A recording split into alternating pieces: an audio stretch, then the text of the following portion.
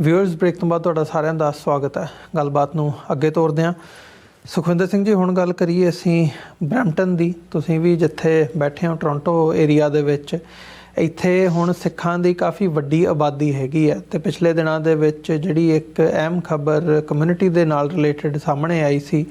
ਇੱਕ ਬਜ਼ੁਰਗ ਜੋੜਾ ਜਗਤਾਰ ਸਿੰਘ ਅਤੇ ਹਰਭਜਨ ਕੌਰ ਸਿੱਧੂ, ਉਹਨਾਂ ਨੂੰ ਘਰ ਦੇ ਵਿੱਚ ਉਹਨਾਂ ਦੇ ਜਿੱਥੇ ਉਹ ਆਪਣੇ ਬੇਟਾ ਅਤੇ ਬੇਟੀ ਦੇ ਲਈ ਨਾਲ ਮਿਲਣ ਦੇ ਲਈ ਆਏ ਸੀ, ਉਹਨਾਂ ਨੂੰ ਉੱਥੇ ਉਹਨਾਂ ਨੂੰ ਕਤਲ ਕਰ ਦਿੱਤਾ ਗਿਆ। ਨਾਲ ਉਹਨਾਂ ਦੀ ਬੇਟੀ ਸੀ ਜਿਹੜੇ ਫੌਤ ਹੋ ਗਏ ਆ। ਸੋ ਹੁਣ ਇਕੱਲਾ ਬੇਟਾ ਬਚਿਆ ਆ ਅਤੇ ਇਹ ਜਿਹੜੀ ਖਬਰ ਹੈ ਇਹਨੇ ਜਿੱਥੇ ਕਮਿਊਨਿਟੀ ਦੇ ਵਿੱਚ ਇੱਕ ਸੋਗ ਦੀ ਲਹਿਰ ਪੈਦਾ ਕੀਤੀ ਹੈ, ਉੱਥੇ ਨਾਲ ਹੀ ਨਾਲ ਹੁਣ ਅਸੀਂ ਇਹ ਘਟਨਾ ਹੈਗੀ ਹੈ 20 ਨਵੰਬਰ ਦੀ। ਮੈਂ ਥੋੜ੍ਹਾ ਜਿਹਾ ਡੀਟੇਲਸ ਵੀ ਚਾਹੂੰਗਾ ਜੋ ਤੁਸੀਂ ਸਾਡੇ ਦਰਸ਼ਕਾਂ ਦੇ ਨਾਲ ਸਾਂਝੀਆਂ ਕਰ ਸਕੋ ਇਸ ਕੇਸ ਦੇ ਰਿਗਾਰਡਿੰਗ। ਪਰ ਕੇਸ ਦੀ ਅਪਡੇਟ ਨੂੰ ਲੈ ਕੇ ਜਾਂ ਕੇਸ ਨੂੰ ਜਿਵੇਂ ਪੁਲਿਸ ਵੱਲੋਂ ਪਰਸਿਊ ਕੀਤਾ ਜਾ ਰਿਹਾ ਹੈ, ਉਹਦੇ ਵਿੱਚ ਕਿਤੇ ਨਾ ਕਿਤੇ ਕਮਿਊਨਿਟੀ ਵੱਲੋਂ ਇਹ ਗੱਲ ਕਹੀ ਜਾ ਰਹੀ ਹੈ ਕਿ ਜੀ ਥੋੜ੍ਹੀ ਜਿਹੀ ਢਿੱਲ ਵਰਤੀ ਜਾ ਰਹੀ ਹੈ ਅਤੇ ਹਜੇ ਤੱਕ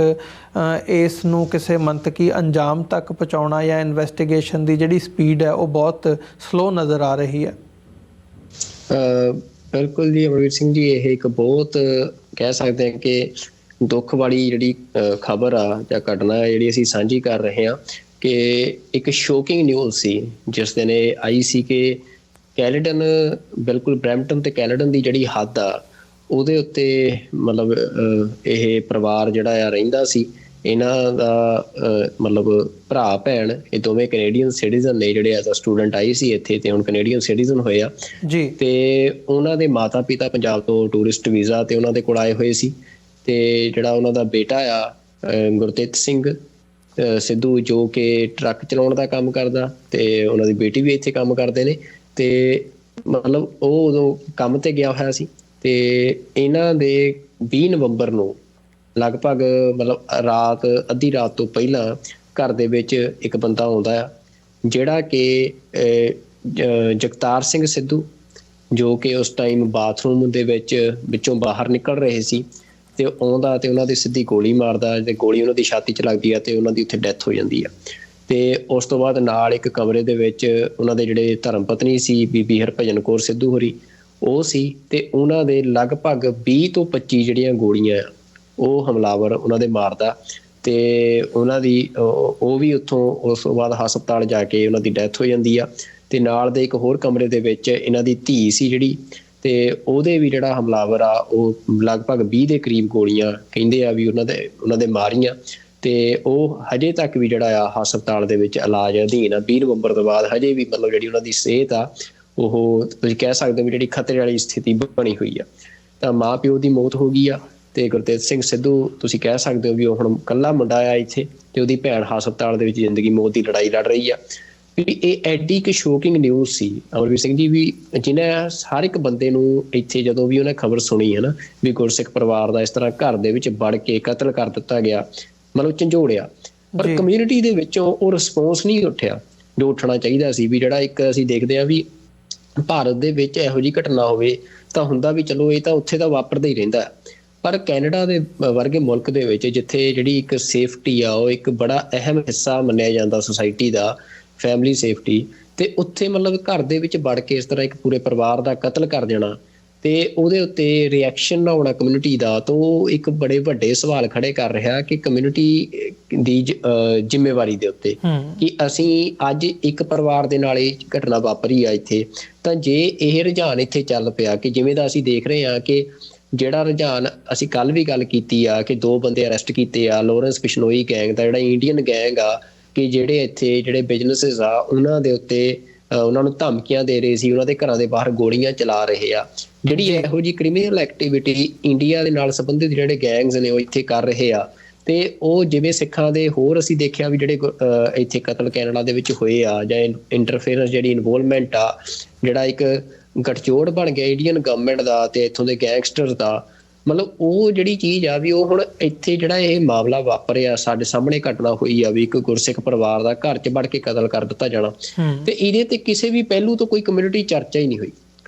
ਵੀ ਮਤਲਬ ਜਿਹੜੀ ਇੱਕ ਕਮਿਊਨਿਟੀ ਦੀ ਸੇਫਟੀ ਆ, ਅੱਜ ਇੱਕ ਪਰਿਵਾਰ ਦੇ ਨਾਲ ਇਹ ਹੋਇਆ, ਕੱਲ ਨੂੰ ਕਿਸੇ ਵੀ ਪਰਿਵਾਰ ਦੇ ਨਾਲ ਹੋ ਸਕਦਾ ਹੈ ਜੀ। ਵੀ ਇਹ ਜੇ ਆਪਾਂ ਨਹੀਂ ਬੋਲਾਂਗੇ ਤਾਂ ਇਹ ਮਸਲਾ ਅੱਜ ਇੱਥੇ ਬਰੈਂਪਟਨ ਦੇ ਵਿੱਚ ਇਹ ਇੱਕ ਬਹੁਤ ਚਰਚਾ ਦਾ ਵਿਸ਼ਾ ਬਣਿਆ ਹੋਇਆ। ਹੁਣ ਇੱਥੇ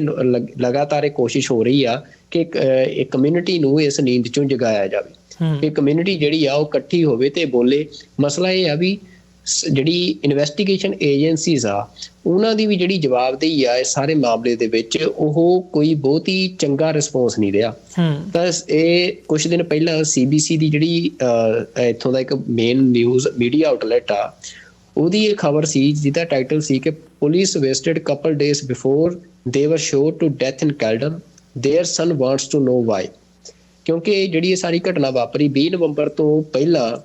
ਇਹ ਜਿਹੜੇ ਜਿੱਥੇ ਪਰਿਵਾਰ ਰਹਿੰਦਾ ਸੀ ਉਸ ਘਰ ਦੇ ਵਿੱਚ ਜਿਹੜੀ ਪੀਲ ਪੁਲਿਸ ਆ ਉਹਦੇ ਮੁਲਾਜ਼ਮ ਆਉਂਦੇ ਆ ਤੇ ਉਹ ਆ ਕੇ ਉੱਥੇ ਉਹਨਾਂ ਦੀਆਂ ਆਇਡੈਂਟੀਟੀਜ਼ ਚੈੱਕ ਕਰਦੇ ਆ ਤੇ ਆਇਡੈਂਟੀਟੀਜ਼ ਚੈੱਕ ਕਰਕੇ ਲਗਭਗ 1 ਘੰਟਾ ਉੱਥੇ ਘਰ ਦੇ ਬਾਹਰ ਖੜੇ ਰਹਿੰਦੇ ਆ ਤੇ ਉਸ ਤੋਂ ਬਾਅਦ ਉੱਥੋਂ ਚਲੇ ਜਾਂਦੇ ਆ। ਤੇ ਉਸ ਤੋਂ ਬਾਅਦ ਇਹ ਘਰ ਦੇ ਉੱਤੇ ਜਿਹੜਾ ਇਹ ਅਟੈਕ ਹੋਇਆ ਤੇ ਜਿਵੇਂ ਉੱਥੇ ਡੈਥਸ ਹੋਈਆਂ। ਤਾਂ ਅੱਜ ਤੱਕ ਜਿਹੜਾ ਪੀਲ ਪੁਲਿਸ ਆ ਉਹ ਇਹ ਜਵਾਬ ਨਹੀਂ ਦੇ ਸਕੀ ਕਿ ਉਹਦੇ ਕੋਲ ਕਿਹੜੀ ਜਾਣਕਾਰੀ ਸੀ ਜਾਂ ਉਹ ਕਿਹੜਾ ਮਸਲਾ ਸੀ ਵੀ ਜਿਹਦੇ ਕਰਕੇ ਉਹ ਇੱਕ ਆਮ ਪਰਿਵਾਰ ਨੂੰ ਇਸ ਤਰ੍ਹਾਂ ਉਹਨਾਂ ਦੇ ਘਰ ਚ ਆਉਂਦੇ ਆ ਤੇ ਉਹਨਾਂ ਦੀ ਆਇਡੈਂਟੀਟੀਜ਼ ਚੈੱਕ ਕਰਦੇ ਆ ਵੀ ਇਹ ਕੌਣ ਲੋਕ ਨੇ। ਮਤਲਬ ਅੱਜ ਤੱਕ ਇਸ ਗੱਲ ਦਾ ਜਵਾਬ ਜਿਹੜਾ ਇਸ ਪਰਿਵਾਰ ਦਾ ਉਹ ਮੁੰਡਾ ਆ ਉਹ ਲੱਭ ਰਿਹਾ ਹੈ ਕਿ ਮੈਨੂੰ ਦੱਸੋ ਤਾਂ ਸਹੀ ਵੀ ਕਿਹੜੀ ਜਾਣਕਾਰੀ ਸੀ ਤੁਹਾਡੇ ਕੋਲ ਕਿ ਜਿਹੜਾ ਤੁਹਾਨੂੰ ਸਾਡੇ ਇਸ ਘਰ ਦੇ ਉੱਤੇ ਸ਼ੱਕ ਹੋਇਆ, ਜਾਂ ਤੁਸੀਂ ਸਾਡੀ ਆਇਡੈਂਟੀਟੀਜ਼ ਚੈੱਕ ਕਰਨ ਆਏ, ਜਾਂ ਤੁਹਾਨੂੰ ਕੋਈ ਥ੍ਰੈਟ ਲੱਗ ਰਿਹਾ ਸੀ। ਜੇ ਤੁਹਾਨੂੰ ਕੋਈ ਥ੍ਰੈਟ ਲੱਗ ਰਿਹਾ ਸੀ ਤੁਸੀਂ ਸਾਨੂੰ ਦੱਸਿਆ ਕਿਉਂ ਨਹੀਂ ਜੀ। ਮਤਲਬ ਇਹ ਜਿਹੜੇ ਸਵਾਲ ਨੇ ਸਾਰੇ ਅੱਜ ਪੀਲ ਪੁਲਿਸ ਦੇ ਸਾਹਮਣੇ ਖੜੇ ਆ। ਦੂਜਾ ਮਸਲਾ ਇਹ ਵੀ ਇੱਥੇ ਪੁਲਿਸ ਦਾ ਇੱਕ ਰੀਜਨ ਹੁੰਦਾ ਆ, ਇੱਕ ਟੈਰੀਟਰੀ ਹੁੰਦੀ ਆ ਉਹਦੇ ਕੰਮ ਕਰਨ ਦੀ। ਤੇ ਇਹ ਜਿਹੜਾ ਇਹ ਘਰ ਸੀ ਇਹ ਜਿਹੜਾ ਪੈਂਦਾ ਸੀ ਇਹ ontario ਜਿਹੜੀ ਪੁਲਿਸ ਆ, ਪ੍ਰੋਵਿੰਸ਼ੀਅਲ ਪੁਲਿਸ ਆ, ਉਹਦੀ ਟੈਰੀਟਰੀ 'ਚ ਪੈਂਦਾ ਸੀ। ਪਰ ਉੱਥੇ ਆ ਕੇ ਪੀਲ ਪੁਲਿਸ ਵਾਲੇ ਜਿਹੜੇ ਆ ਉਹ ਇਹਨਾਂ ਦੀ ਆਇਡੈਂਟੀਟੀਜ਼ ਚੈੱਕ ਕਰਦੇ ਆ। ਤਾਂ ਹਜੇ ਤੱਕ ਇਹ ਵੀ ਜਵਾਬ ਨਹੀਂ ਮਿਲ ਰਿਹਾ ਕਿ ਕਿਉਂ ਪੀਲ ਪੁਲਿਸ ਉੱਥੇ ਆਈ ਆ। ਤਾਂ ਇਹ ਬਹੁਤ ਜ਼ਿਆਦਾ ਸਵਾਲ ਇਸ ਸਾਰੇ ਮਸਲੇ ਨਾਲ ਜੁੜੇ ਹਜੇ ਵੀ ਕਮਿਊਨਿਟੀ 'ਚ ਖੜੇ ਹੋਏ ਆ। ਪਰ ਇਹ ਆ ਵੀ ਇਹਨਾਂ ਸਵਾਲਾਂ ਤੇ ਕੋਈ ਜ਼ਿਆਦਾ ਡਿਸਕਸ਼ਨ ਨਹੀਂ ਹੋਈ। ਮਤਲਬ ਕੋਈ ਰੌਲਾ ਨਹੀਂ ਪਿਆ ਕਮਿਊਨਿਟੀ 'ਚ ਵੀ ਜਿਹਦੇ ਚੱਲਦੇ ਆ ਮਤਲਬ ਇਹ ਜਿਹੜਾ ਪਰਿਵਾਰ ਆ, ਕਿਉਂਕਿ ਅਸੀਂ ਵੀ ਇਹਨਾਂ ਦੀ ਸਟੋਰੀ ਕਵਰ ਕਰਨ ਗਏ ਸੀ ਕੁਛ ਦਿਨ ਪਹਿਲਾਂ, ਅਸੀਂ ਚਲਾਈ ਵੀ ਸੀ ਸਟੋਰੀ TV 84 ਤੇ ਉਹ ਪਰਿਵਾਰ ਜਿਹੜਾ ਉਹ ਇਸੇ ਗੱਲ ਦੀ, ਉਹਨਾਂ ਦਾ ਬੇਟਾ ਗੱਲ ਕਹਿ ਰਿਹਾ ਕਿ ਮੈਨੂੰ ਇਹ ਨਹੀਂ ਸਮਝ ਲੱਗ ਰਹੀ ਕਿ ਮੇਰੇ ਨਾਲ ਕੋਈ ਖੜਿਆ ਕਿਉਂ ਨਹੀਂ, ਕਿ ਕੋਈ ਸਾਡੇ ਦੁੱਖ ਦੇ ਵਿੱਚ ਸ਼ਰੀਕ ਕਿਉਂ ਨਹੀਂ ਹੋਇਆ, ਕੋਈ ਸਾਡੇ ਲਈ ਬੋਲਿਆ ਕਿਉਂ ਨਹੀਂ। ਮਤਲਬ ਬਰੈਂਪਟਨ ਦੇ ਵਿੱਚ ਇਹ ਡਾਇਸਪੋਰਾ ਦੇ ਵਿੱਚ ਇੱਕ ਬਹੁਤ ਵੱਡਾ ਸ਼ਹਿਰ ਆ ਜਿੱਥੇ ਅਸੀਂ ਕਹਿ ਸਕਦੇ ਹਾਂ ਕਿ ਬੜੀ ਵੱਡੀ ਗਿਣਤੀ ਦੇ ਵਿੱਚ ਸਿੱਖ ਵਸੋਂ-ਵਸਦੀ ਆ। ਤੇ ਜੇ ਉੱਥੇ ਇਸ ਤਰ੍ਹਾਂ ਦੇ ਘਟਨਾ ਦੇ ਉੱਤੇ ਸਾਡੇ ਮਤਲਬ ਅਸੀਂ ਸੈਂਸਿਟਿਵ ਨਹੀਂ ਹੁੰਦੇ ਆ, ਸਾਡੀ ਸੈਂਸਿਟਿਵਿਟੀ ਖਤਮ ਹੋ ਜਾਂਦੀ ਆ, ਤਾਂ ਉਹ ਇੱਕ ਬਹੁਤ ਫਿਕਰਮੰਦੀ ਵਾਲੀ ਗੱਲ ਆ। ਤੇ ਹੁਣ ਇਹ ਮਤਲਬ ਜਿਹੜੀਆਂ ਇੱਥੋਂ ਦੇ ਸਾਰੇ ਨੌਜਵਾਨ ਨੇ, ਆਰਗੇਨਾਈਜੇਸ਼ਨਸ ਨੇ, ਉਹਨਾਂ ਵੱਲੋਂ ਜਿਹੜਾ ਇੱਥੋਂ ਦਾ ਸਿਟੀ ਸੈਂਟਰ ਆ ਬਰੈਂਪਟਨ ਦਾ, ਉਹਦੇ ਵਿੱਚ ਇੱਕ ਪ੍ਰੋਗਰਾਮ ਰੱਖਿਆ ਗਿਆ ਆ। ਇਹਦੀ ਤਰੀਕ ਹੈਗੀ ਆ 6 ਤਰੀਕ ਨੂੰ, 6 ਜਨਵਰੀ ਨੂੰ, ਸ਼ਨੀਵਾਰ ਨੂੰ ਸ਼ਾਮ 4 ਵਜੇ। ਤੇ ਇਹਦੇ ਲਈ ਮਤਲਬ ਉਹਨਾਂ ਨੇ ਅਪੀਲ ਕੀਤੀ ਆ ਕਿ ਜਿਹੜੀ ਸਾਰੀ ਕਮਿਊਨਿਟੀ ਆ ਉਹ ਆਪਾਂ ਉੱਥੇ ਪਹੁੰਚੀਏ ਤੇ ਜਿਹਦੇ ਨਾਲ ਕਿ ਇਹ ਜਿਹੜਾ ਇੱਥੋਂ ਦਾ ਐਡਮਿਨਿਸਟ੍ਰੇਸ਼ਨ ਆ ਉਹਦੇ ਤੇ ਵੀ ਇਹ ਪ੍ਰੈਸ਼ਰ ਬਿਲਡ ਅਪ ਹੋਵੇ ਕਿ ਜਿਹੜੀਆਂ ਜਾਣਕਾਰੀਆਂ ਉਹਨਾਂ ਕੋਲ ਹੈਗੀਆਂ ਨੇ ਸਾਰੇ ਕੇਸ ਨਾਲ ਜੁੜੀਆਂ ਉਹ ਸਾਡੇ ਸਾਹਮਣੇ, ਲੋਕਾਂ ਦੇ ਸਾਹਮਣੇ ਆਉਣ ਤੇ ਇਹ ਗੱਲ ਪਤਾ ਲੱਗੇ ਵੀ ਉਹ ਕਿਹੜਾ ਥ੍ਰੈਟ ਸੀ ਜਾਂ ਉਹ ਕਿਹੜੀ ਗੱਲ ਸੀ ਵੀ ਜਿਹਦੇ ਕਰਕੇ ਜਿਹੜੀ ਪੁਲਿਸ ਆ ਉਹ ਉਸ ਘਰ ਤੱਕ ਆਈ। ਤੇ ਜਿਹੜਾ ਦੂਜੇ ਪਾਸੇ ਜਿਹੜਾ ਕਮਿਊਨਿਟੀ ਦੇ ਲਈ ਇੱਕ ਅਜੇ ਸੇਫਟੀ ਦਾ ਮੈਟਰ ਇੱਥੇ ਬਣਿਆ ਹੋਇਆ, ਭਾਵੇਂ ਉਹ ਬਿਜ਼ਨਸਿਸ ਹੋਣ, ਭਾਵੇਂ ਉਹ ਆਮ ਲੋਕ ਹੋਣ, ਵੀ ਉਹ ਜਿਵੇਂ ਅੰਡਰ ਦਾ ਥ੍ਰੈਟ ਚੱਲ ਰਹੇ ਨੇ, ਜਿਵੇਂ ਦੀਆਂ ਘਟਨਾਵਾਂ ਵਾਪਰ ਰਹੀਆਂ ਨੇ ਪੀਲ ਏਰੀਏ ਦੇ ਵਿੱਚ, ਇਸ ਸਾਰੇ GTA ਦੇ ਵਿੱਚ, ਤਾਂ ਉਹ ਵੀ ਕਿਤੇ ਮਤਲਬ ਸਾਨੂੰ ਇਹ ਸਪਸ਼ਟ ਹੋਵੇ ਵੀ ਇਹ ਘਟਨਾ ਉਸੇ ਨਾਲ ਤਾਂ ਜੁੜਦੀ ਨਹੀਂ, ਕਿਤੇ ਇਹਨਾਂ ਦੀ ਕੜੀ ਕੋਈ ਉਹਨਾਂ ਨਾਲ ਤਾਂ ਨਹੀਂ ਜੁੜ ਰਹੀ। ਤਾਂ ਇਹ ਕੰਸਰਨ ਅੱਜ ਕਮਿਊਨਿਟੀ 'ਚ ਹੈਗੇ ਆ। ਤਾਂ ਉਹਦੇ ਲਈ 6 ਜਨਵਰੀ ਨੂੰ ਹੁਣ 4 ਵਜੇ ਇੱਕ ਇਕੱਠ ਰੱਖਿਆ ਗਿਆ ਆ ਜਿਹੜਾ ਬਰੈਂਪਟਨ ਸਿਟੀ ਹਾਲ ਦੇ ਵਿੱਚ। ਤਾਂ ਹੋਪਫੁਲੀ ਕਿ ਜਿਹੜੀ ਕਮਿਊਨਿਟੀ ਆ ਆਪਣੀ ਨੀਂਦ 'ਚੋਂ ਜਾਗੂਗੀ ਤੇ ਉਹ ਵੱਡੀ ਗਿਣਤੀ ਦੇ ਵਿੱਚ ਇਸ ਪ੍ਰੋਗਰਾਮ ਦੇ ਵਿੱਚ ਸ਼ਾਮਲ ਹੋਣਗੇ। ਤੇ ਅਜੇ ਤੱਕ ਕਿਉਂਕਿ ਇਸ ਮਾਮਲੇ ਦੇ ਵਿੱਚ ਮਤਲਬ 2 ਲੋਕਾਂ ਦੀ ਮੌਤ ਹੋ ਗਈ ਆ, ਪਰ ਕਿਸੇ ਵੀ ਸਸਪੈਕਟ ਨੂੰ ਜਿਹੜਾ ਆ ਅਰੈਸਟ ਨਹੀਂ ਕੀਤਾ ਗਿਆ, ਜਾਂ ਕਿਸੇ ਦੀ ਵੀ ਜਿਹੜਾ ਹਜੇ ਤੱਕ ਜਿਹੜਾ ਦੋਸ਼ੀ ਆ ਉਹਦੀ ਪਛਾਣ ਸਾਹਮਣੇ ਨਹੀਂ ਆਈ ਆ ਕਿ ਕੌਣ ਲੋਕ ਇਹਦੇ ਪਿੱਛੇ ਸ਼ਾਮਲ ਸੀ।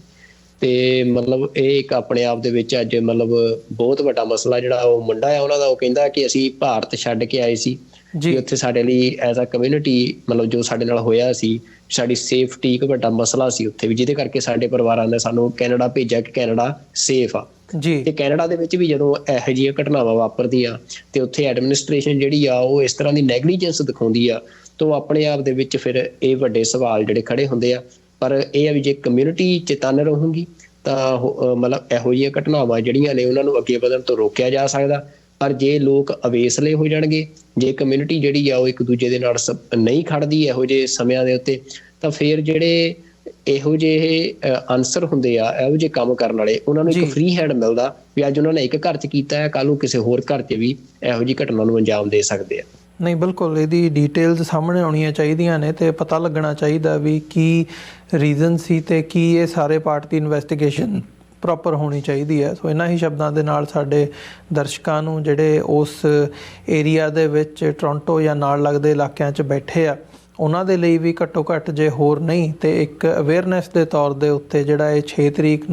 6 ਜਨਵਰੀ ਨੂੰ ਸ਼ਾਮ ਨੂੰ 4 ਵਜੇ ਬਰੈਂਪਟਨ ਸਿਟੀ ਸੈਂਟਰ ਦੇ ਵਿੱਚ ਪਹੁੰਚਣ ਦੀ ਲਾਈਨ ਹੈ ਉਹ ਵੀ ਰੱਖੀ ਜਾਵੇ ਤੇ ਨਾਲ ਹੀ ਨਾਲ ਇੱਕ ਪ੍ਰੈਸ਼ਰ ਬਿਲਡ ਕੀਤਾ ਜਾ ਸਕੇ ਤਾਂ ਜੋ ਕਮਿਊਨਿਟੀ ਲੈਵਲ ਦੇ ਉੱਤੋਂ ਪੁਲਿਸ ਦੇ ਉੱਤੇ ਕਿ ਇਹਦੀ ਇਨਵੈਸਟੀਗੇਸ਼ਨ ਇਸ ਕੇਸ ਦੀ ਪ੍ਰੋਪਰ ਹੋਵੇ ਤੇ ਜਿਹੜੀਆਂ ਡਿਟੇਲਸ ਨੇ ਉਹ ਜ਼ਰੂਰ ਸਾਹਮਣੇ ਆਉਣ। ਸੋ ਸੁਖਵਿੰਦਰ ਸਿੰਘ ਜੀ, ਅੱਜ ਸਾਡਾ ਜਿਹੜਾ ਸ਼ੋਅ ਆ ਉਹ ਇੱਥੇ ਹੀ ਅਸੀਂ ਸਮਾਪਤ ਕਰਦੇ ਹਾਂ ਤੇ ਸਾਡੇ ਦਰਸ਼ਕਾਂ ਕੋਲੋਂ ਉਮੀਦ ਕਰਦੇ ਹਾਂ, ਆਸ ਰੱਖਦੇ ਹਾਂ ਇਹ